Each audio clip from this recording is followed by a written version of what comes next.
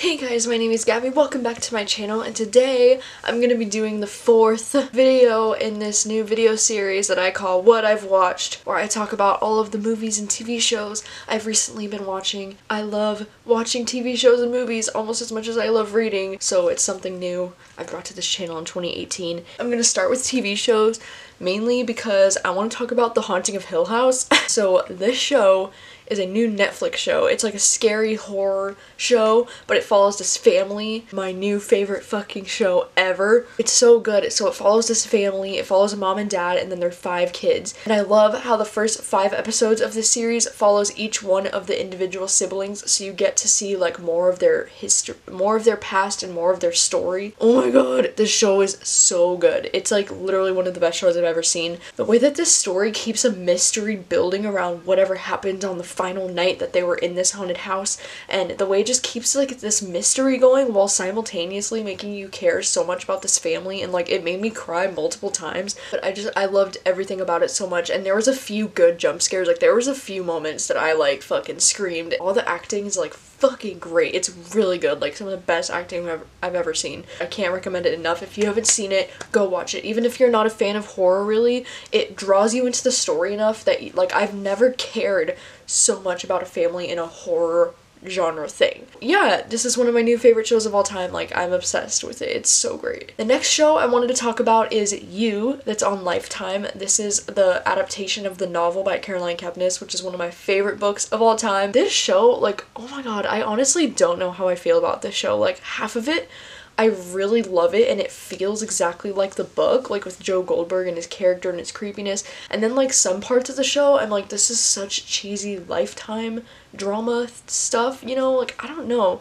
Like I really like Joe Goldberg's character in the show. The show's okay. I haven't finished it yet. I have like 2 or 3 episodes. I need to catch up on the last ones. The next show I wanted to talk about is Sharp Objects, the one on HBO with Amy Adams. And I never did actually get a chance to read this book, so I can't really like compare this one to the book. I know everyone is like obsessed with this show, but unfortunately I didn't really like this one. I don't know, I think personally it was probably just a little too dark for me. Like it was really hard for me to watch this one.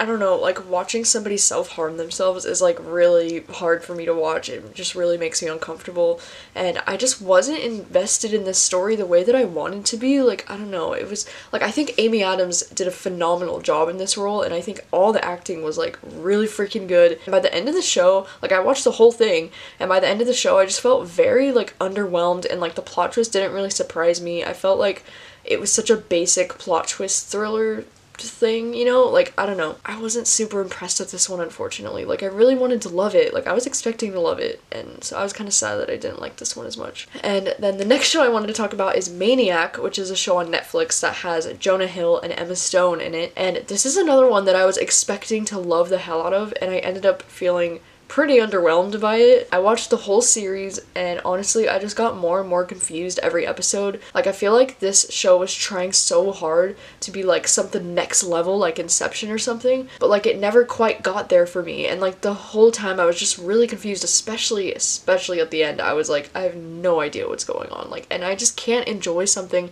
if I literally have no idea what's going on. And like I didn't care that much about the story for me to go like on the internet and like search like what happened in the show. Like, you know, usually like if an ending kind of leaves me stumped, then I'm like, I love going online and like doing research, like what are people's theories about the show. But like with this one, like I don't know why, I just didn't care enough about the characters to actually go and like find out what was happening. I loved Emma Stone in this role like so much. I loved her in the show. I thought she was fantastic, but like the show as a whole was just kind of like meh. And then the last show I wanted to talk about is Brooklyn Nine-Nine. This is one that I just started watching recently with my sister, and I haven't been like actively watching it. It's kind of just been on in the background, but like I really adore the show. It kind of reminds me of like Parks and Rec, and it's just like, it's really funny, and it's like in an office space. It's like the perfect kind of sitcom show that you can just watch whenever and it'll put you in a good mood. But yeah, I'm only on season 2 right now, but I'm really enjoying this show so far. It's really cute. I love it. On to the movies that I've been watching. I don't think I've done one of these videos since around like August, so this is going to be catching you up from everything I've seen since the end of summer. So one of the first movies I saw at the end of summer was Crazy Rich Asians, and this movie was so fucking cute. Like it was so cute, okay? I loved it so much, and it actually made me cry sometimes, and like it was just really cute, really well done, and I loved seeing an all-Asian cast in theaters. That was so amazing and epic. And that wedding scene though, like, made the whole movie worth it. Like, I would watch it again just for that wedding scene. And also, the main character's best friend that has, like, the short blonde hair, oh my god, she's, like, one of the funniest characters I've ever seen. Like, she was cracking me up. Like, I couldn't breathe. She was so funny in this. So, I really adored this movie. I think I ended up giving it, like, 4 out of 5 stars. The next movie I watched was Leon the Professional, which was this movie from the 90s, I want to say. It's when Natalie Portman was like a fetus child. She was like 12 or 13 in this movie. And oh my god, okay, I had never seen this movie and I didn't know what it was about. I just watched it with my sister. I fucking sobbed at the end of this movie. Like, it was so good. It was so sad.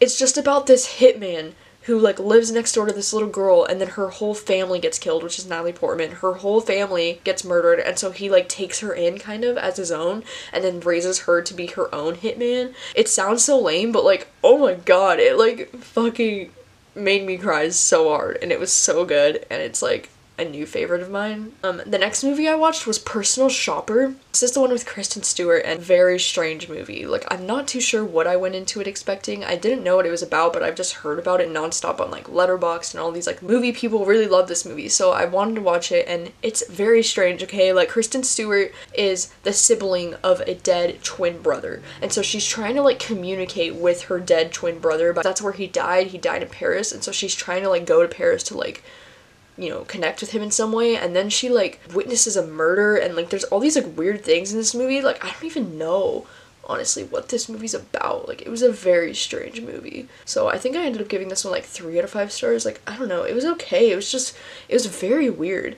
But, like, Kristen Stewart was very good in this role. The next movie I saw was Sierra Burgess is a Loser, and this is a Netflix movie. I don't understand, like, are we supposed to support Sierra's decisions in this movie? Like, she is an asshole. Like, she's an asshole. Like, she not only, like, catfishes this guy for, like, an entire movie, but then, like, the way that she, like, does that to her friend at the end of the movie, like, I was not okay with any of her decisions and her behavior in this movie. It was just, like, inexcusable. The movie as a whole, like, I did enjoy it because I liked the relationship actually between the other girl and the guy. The mean girl of the school was, like, my favorite character in this movie. Like, she was so cute, and, you know, I loved her. I felt so bad for her. She reminded me of, like, a mini Regina George. The next movie I saw was A Simple Favor. Don't know how I feel about this movie either. It was very interesting. Like, I was definitely hooked and into it for the first, like, 2/3 of this movie, and then I feel like the final act of this movie turned into a Lifetime movie and got very cheesy and very, like, cringy. But Anna Kendrick was really good in this movie, and Blake Lively was really good in this movie. It was an interesting mystery. Like, it was definitely keeping me hooked, and I never read the book for this either, but it was better than I was expecting it to be, because from those trailers I was like, oh god, like, this could go either way, you know? The next movies I watched was Mamma Mia and Mamma Mia 2. I had never seen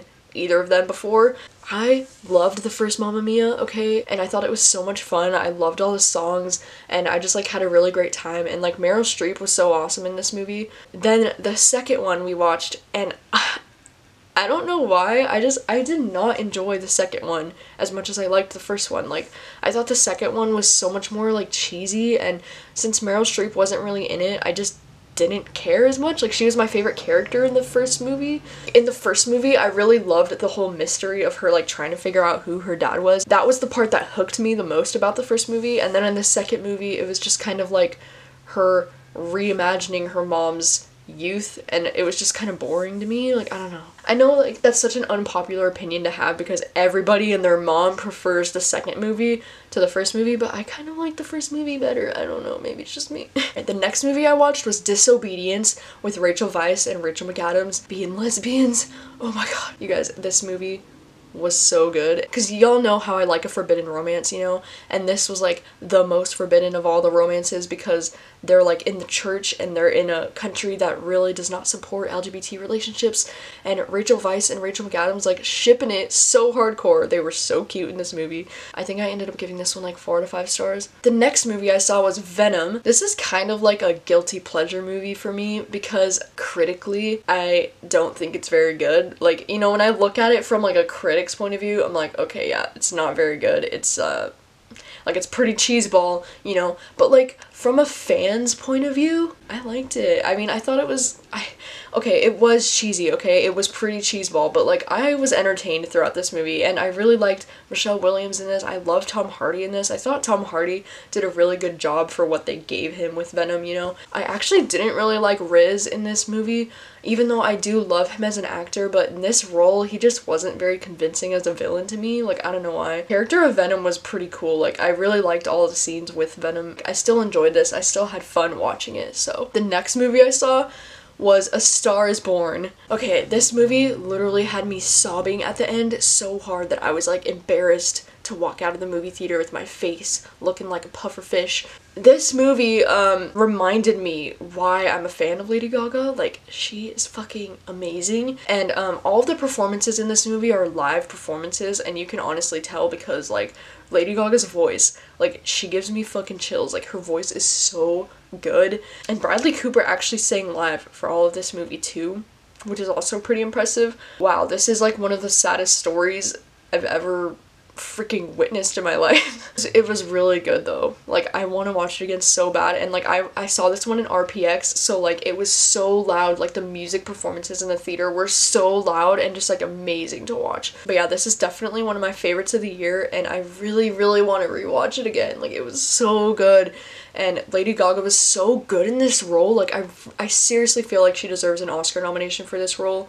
Like, we'll see what happens, but I feel like she's gonna get an Oscar nomination for this role because she freaking killed it. Like, she was so good. The next movie I saw was First Man. This was one of my most anticipated movies of the year because Ryan Gosling is bae, and also because Damien Chazelle, the director, is also bae because he directed La La Land, one of my favorite movies ever. This movie was so disappointing to me. I obviously can appreciate a good true story, and like, I know that this is a true story, and I can respect the families and the people that went through this in real life, and like, I can't even imagine the amount of stress that was put on this family with like the first man going to the moon. Like, it was a huge success story, and it's like a very important story in history, but like, watching this movie was so boring, and like, the scenes with the moon were like exceptional. Like, they were really cool, but also like they were so repetitive. Like, all the stuff of like them going to the moon and like all this stuff, it was so repetitive. Like, every single scene was like the same thing, and like shaky cam, and like, oh my god, you can't see anything. And I get it because like I understand that they're trying to do like point of view shots, and I really do appreciate that as like a film lover, and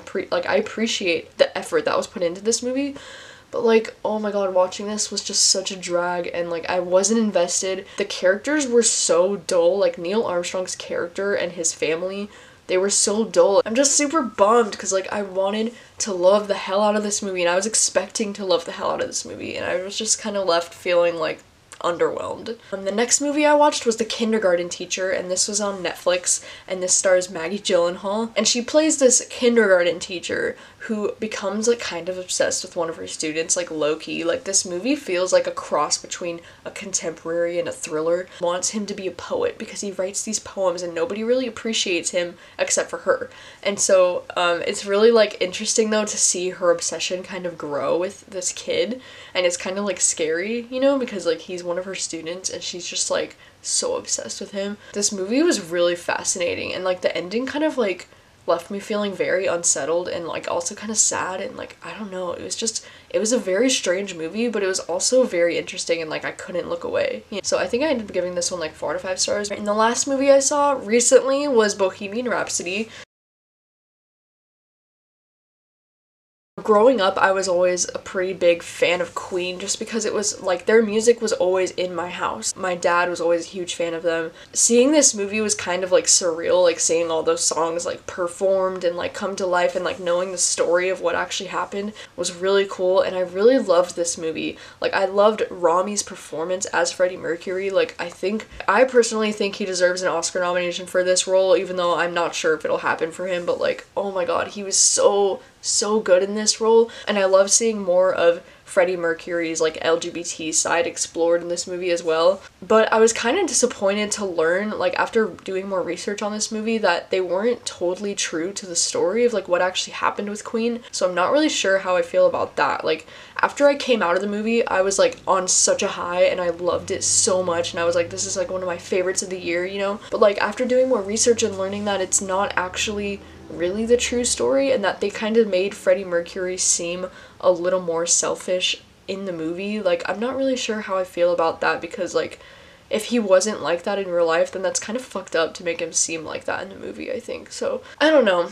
Like, at the end of the day, I think I'm still giving this one, like, a 4 out of 5 stars. Like, I really loved it, and I loved, like, the end performances and, like, the way the whole crowd, like, the camera would, like, pan through the crowd. I thought it was really cool. I loved seeing the creation of the song Bohemian Rhapsody. I thought that was, like, one of the strongest points of the movie. It was so cool. And just Rami's performance in general was just freaking amazing. He killed it. So, alright, those are all of the movies and TV shows that I've watched in the last few months. I'm hoping to do a best of the year for movies at the end of this year again, like I did last year. I'm so looking forward to all of those end of the year videos, like top best things of 2018. Like, those are my favorite videos to do, and I wait all year to do them, so I'm really excited. But I obviously still have a lot of movies that I need to see before I can even come up with a list, because there's so many Oscar movies that are gonna come out in these next 2 months that I'm like overwhelmed just thinking about it. So I'm definitely gonna have a lot that I need to watch before I can start those top lists for ya. If you've seen any of these movies or any of these TV shows, then please let me know what your thoughts are, because I love talking about these things with you guys. And let me know what your thoughts are, and let me know what recent movies you've been really enjoying lately that have come out, or recent TV shows that have just come out. Let me know what your thoughts are and like what you've been into lately. Thank you guys so much for watching as always, and I will see you soon with a new video.